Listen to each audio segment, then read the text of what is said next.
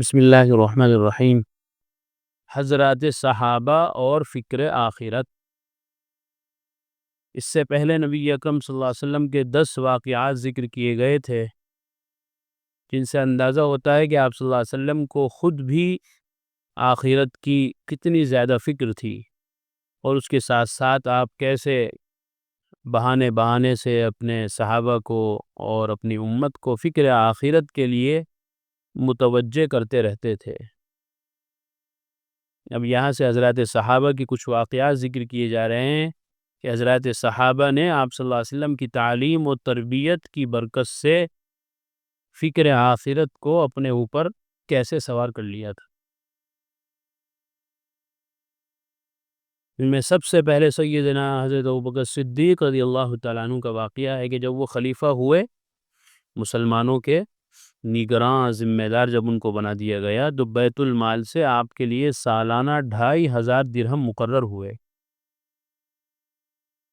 سالانہ 2500 روپے درہم مقرر ہوئے سال میں، جو ہمارے یہاں کے حساب سے تقریباً 625 روپے ہوتے ہیں۔ پرانی بات لکھی ہے حضرت نے، اب تو زیادہ بنتے ہوں گے۔ اسی پر آپ کا گزارا تھا، صرف 2500 درہم سالانہ، سال میں 2500، اسی پر آپ کا گزر بسر تھا۔ حالانکہ آپ کون تھے اپنے وقت کے؟ امیر المومنین، خلیفہ وقت، امیر المسلمین۔ آج کل تو اس کے لیے کوئی لفظ بھی نہیں ہے کہ جس کو سمجھا دیا جائے۔ پرائم منسٹر تو بہت چھوٹا لفظ ہے، وزیر اعظم بھی بہت چھوٹا ہے۔ ایک چھوٹے سے ملک کا وزیر اعظم ہے، چھوٹے سے ملک کا پرائم منسٹر ہے، چھوٹا سا عہدہ ہے، اس کی کیا حیثیت خلیفۃ المسلمین کے سامنے؟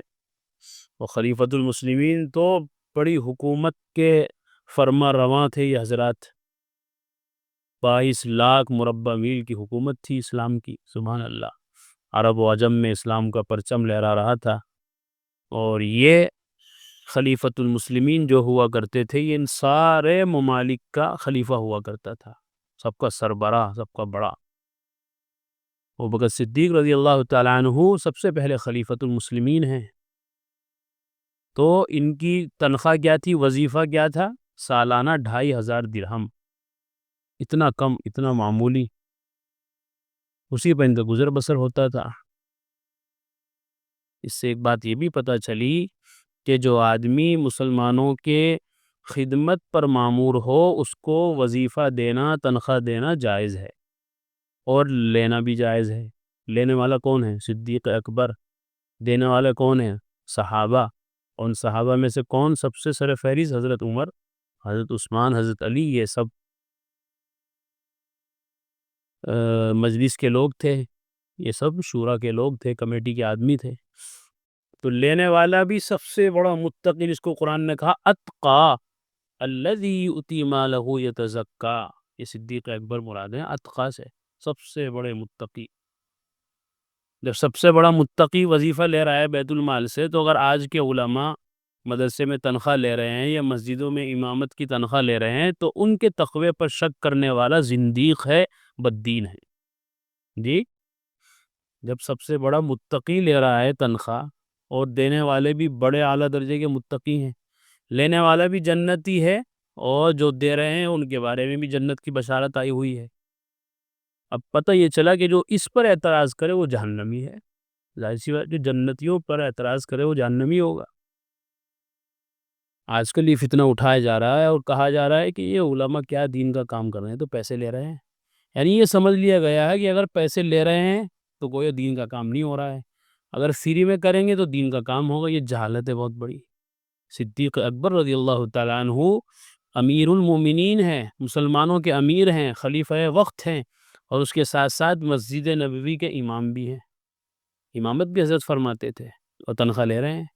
اگر تنخواہ لینا برا ہوتا، یہ وظیفہ لینا برا ہوتا، تو صدیق اکبر جیسا متقی پرہیزگار آدمی کے جن کے تقوی اور پرہیزگاری کے ہزاروں واقعات موجود ہیں، وہ ضرور بالضرور اس سے اپنے آپ کو بچاتا، لیکن انہوں نے لیا ہے۔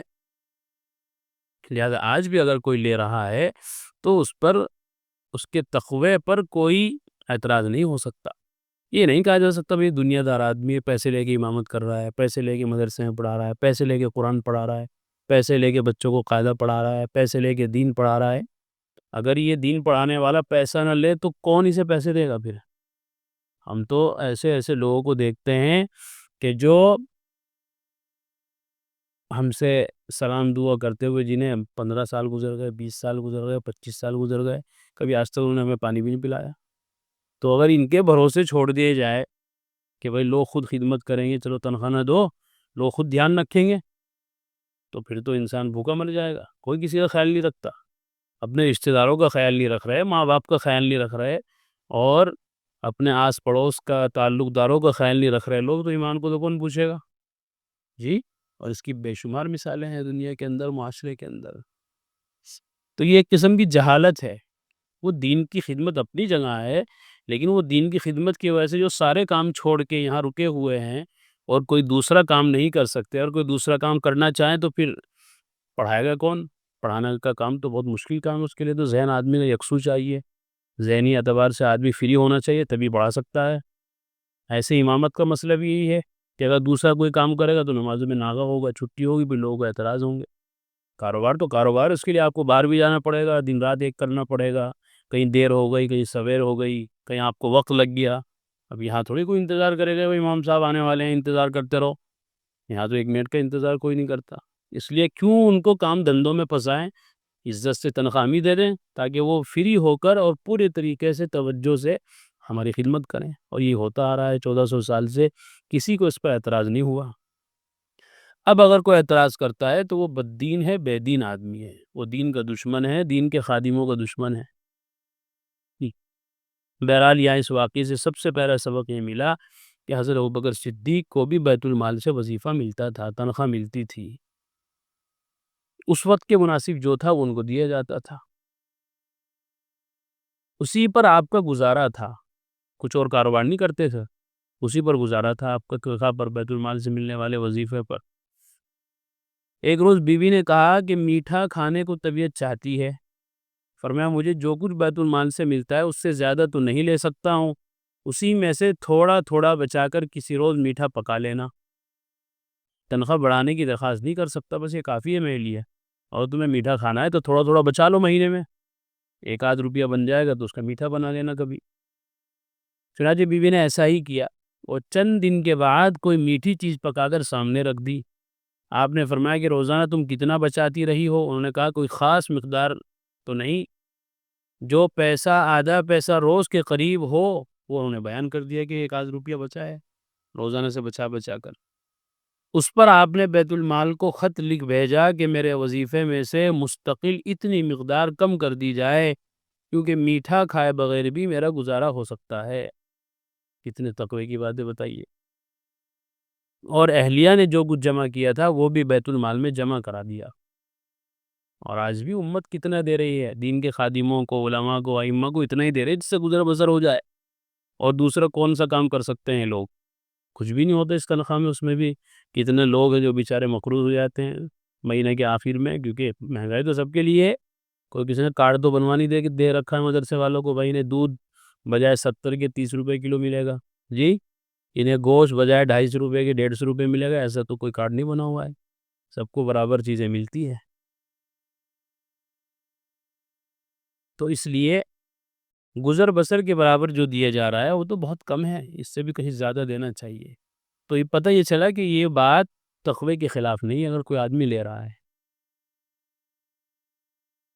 تو صدیق اکبر رضی اللہ تعالیٰ عنہ کو دیکھیے کہ زندگی کتنی سادہ تھی کہ صرف گزر بسر پر ہی اکتفا کرتے تھے. اگر کبھی کوئی زائد روپیہ بچ بھی گیا، اور بچا بھی کس لیے، کہیں الگ سے نہیں آیا پیسہ، انہی تنخواہ میں سے بچا بچا کر مہینے میں بیوی نے رکھ لیا اور میٹھا بنا دیا. تو وہ بھی گوارا نہیں کیا اور کہا کہ اس کے بغیر بھی میرا گزارا ہو سکتا ہے، میٹھا کھائے بغیر بھی میں رہ سکتا ہوں، لہٰذا میرے وظیفے میں سے اتنے اتنے روپے ہر مہینے کاٹ لیے جائیں، تنخواہ میری کم کر دی جائے. دنیا شور شرابہ کرتی ہے تنخواہ بڑھانے کے لیے جی، دنیا دھرنے دیتی ہے اور پتہ نہیں کیا کیا کرتی ہے کہ ہماری تنخواہ بڑھائی جائے، سیلری بڑھائی جائے، اور یہاں گھٹانے کی بات ہو رہی ہے. یہ کیا ہے؟ فکر آخرت. وہ سمجھتے تھے کہ دنیا ہے، مختصر سی زندگی ہے، یہیں تھوڑے ہی رہنا ہے، اور زیادہ پیسے لے کے کرنا کیا ہے؟ یہاں نہ فلیٹ بنانے ہیں، نہ بلڈنگیں بنانی ہیں، نہ اتنا بڑا کاروبار کھڑا کرنا ہے، نہ بزنس کرنا ہے، آخرت ہے اصل تو ہمارا ٹھکانہ. یا تو وقتی طور پر کچھ دن کے لیے ٹھہرے ہوئے ہیں تو گزر بسر کے لیے جو ہو جائے تو بس مناسب ہے.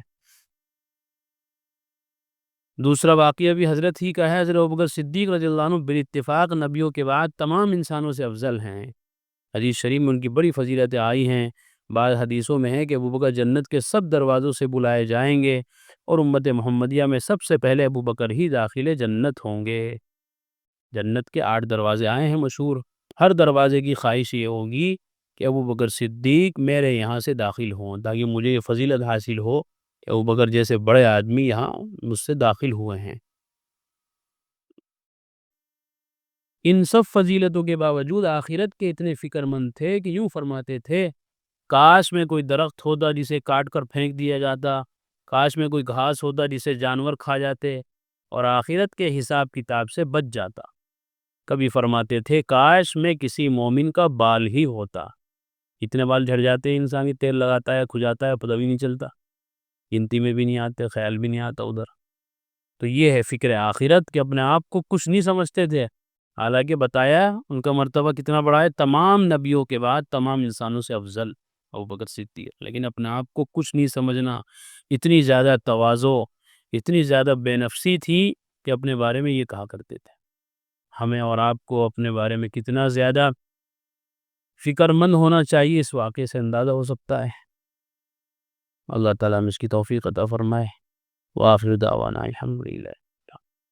قرآن کریم میں اللہ تعالیٰ فرماتے ہیں الا بذکر اللہ تطمئن القلوب، کہ سن لو، اچھے سے سمجھ لو، اللہ تعالیٰ کے ذکر ہی سے دلوں کو اطمینان نصیب ہوتا ہے. یعنی اللہ تعالیٰ کے جو انعامات و احسانات و اس کی نوازشیں ہم پر ہیں، اگر ہم ان کو یاد کریں گے تو ہمارے بے قرار دل کو قرار آ جائے گا، سکون مل جائے گا. اگر ہم چاہتے ہیں کہ ہمارے دلوں میں سکون آئے، اطمینان نصیب ہو، تو اس کا ایک واحد علاج اور ایک بہترین دوا یہ ہے کہ ہم فوراً اللہ کے ذکر میں مشغول ہو جائیں.